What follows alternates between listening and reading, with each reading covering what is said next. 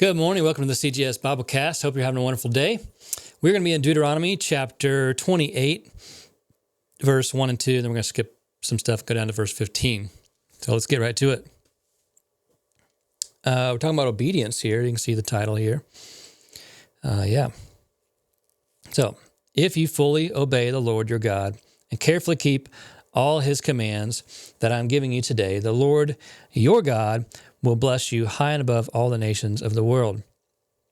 You will experience all the blessings if you will obey the Lord your God. So, seeing this like call for obedience, right? We see this time and time again. And then if we skip down, go down here to verse 15, we get the flip side of it.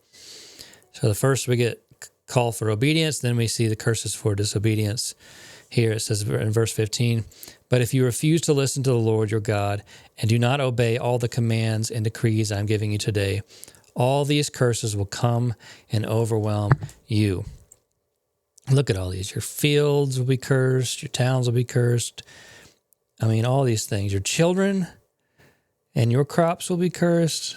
Double crops and fields. The offspring of your herds and your flocks will be cursed. Wherever you go, whatever you do, it's going to be cursed.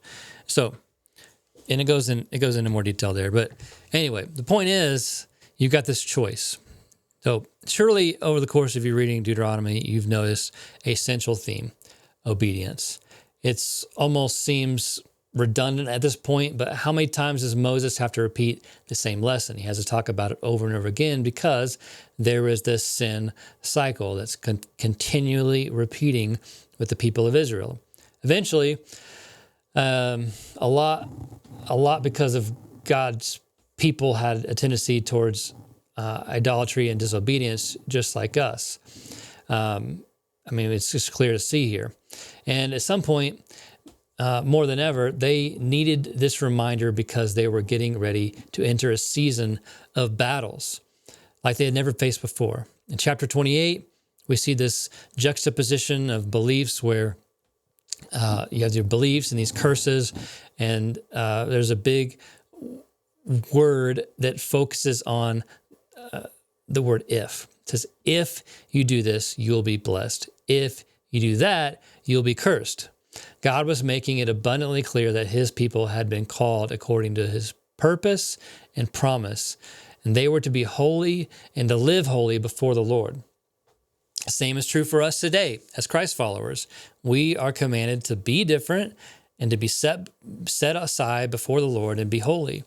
So as you consider your daily choices, whatever they are, whether it's giving to peer pressure or who to date, maybe you're still dating, maybe it's how you respond to an overbearing boss. Remember the word if. It's important. I remember I had this discussion we had this decision we had to make last night at my house, and we had to decide what is going to be the right choice. Will we be obedient and will we decide to do the right thing, or will we decide to do the fun thing?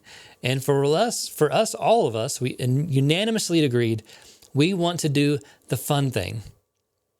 But we all also agreed that we don't want to be the family that does the fun thing just because it's fun. And if it costs us our obedience, we want to be known as more than just a fun family.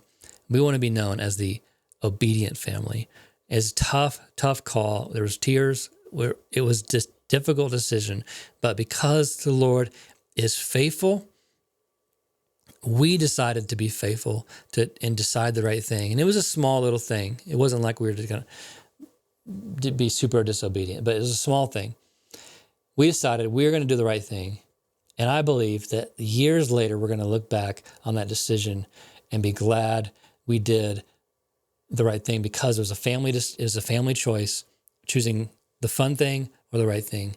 We want to be known for people that do the right thing. So God is calling us to obedience. Choose the right thing. Don't make Moses come back and repeat himself over and over again because you're stuck in a sin cycle. Anyway, something to chew on today.